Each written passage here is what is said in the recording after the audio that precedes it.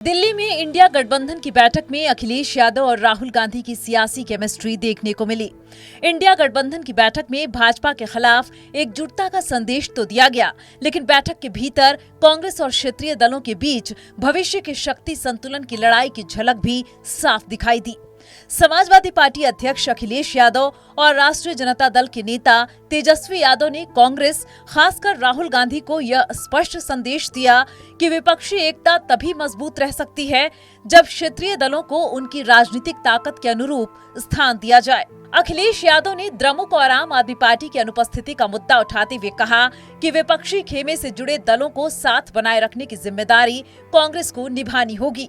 उन्होंने संकेत दिया कि सबसे बड़ी राष्ट्रीय पार्टी होने के नाते कांग्रेस को अधिक उदार और समन्वयकारी भूमिका अपनानी चाहिए।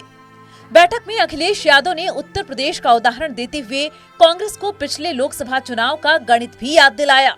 उन्होंने कहा कि समाजवादी पार्टी ने गठबंधन के तहत कांग्रेस को 17 सीटें दी थीं, जिनमें कांग्रेस 6 सीटें जीतने में सफल रही। उनका संकेत साफ था कि गठबंधन की सफलता केवल कांग्रेस की नहीं, बल्कि क्षेत्रीय दलों के संगठन, कार्यकर्ताओं और सामाजिक आधार की भी देन थी। दरअसल अखिलेश का यह बयान केवल पुराने चुनाव का मूल्यांकन नहीं, बल्कि 2027 के विधानसभा चुनाव से पहले अपनी राजनीतिक स्थिति स्पष्ट करने की कोशिश भी है। समाजवादी पार्टी यह संदेश देना चाहती है कि उत्तर प्रदेश में विपक्षी राजनीति का केंद्र वही है और भविष्य के किसी भी सीट बंटवारे में उसकी भूमिका निर्णायक रहेगी। लोकसभा चुनाव में समाजवादी पार्टी 37 सीटें जीतकर उत्तर प्रदेश की सबसे बड़ी विपक्षी शक्ति बनकर उभरी थी।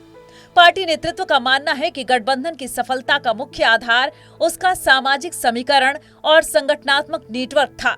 यही वजह है कि विधानसभा चुनाव से पहले वह अपनी केंद्रीय भूमिका लगातार रेखांकित कर रही है।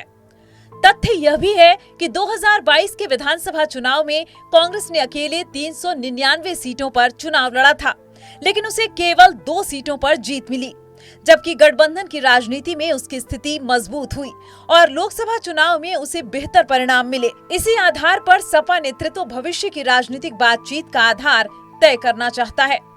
दिलचस्प यह है कि भाजपा के खिलाफ राष्ट्रीय स्तर पर साझा संघर्ष की बात करने के साथ साथ क्षेत्रीय दल कांग्रेस पर दबाव बनाए रखने की रणनीति भी अपना रहे हैं। पश्चिम बंगाल में तृणमूल कांग्रेस, तमिलनाडु में द्रमुक, बिहार में राजद और उत्तर प्रदेश में समाजवादी पार्टी अपने अपने राज्यों में कांग्रेस को महत्वपूर्ण सहयोगी तो मानते हैं, लेकिन नेतृत्वकारी भूमिका देने के पक्ष में नहीं दिखाई देते। यही वजह है कि इंडिया गठबंधन की बैठक में अखिलेश और तेजस्वी की जुगलबंदी केवल एक सामान्य राजनीतिक टिप्पणी नहीं थी। इसे आने वाले विधानसभा चुनावों से पहले कांग्रेस को क्षेत्रीय दलों की राजनीतिक अहमियत और जमीनी ताकत का एहसास कराने वाले स्पष्ट संदेश के रूप में देखा जा रहा है।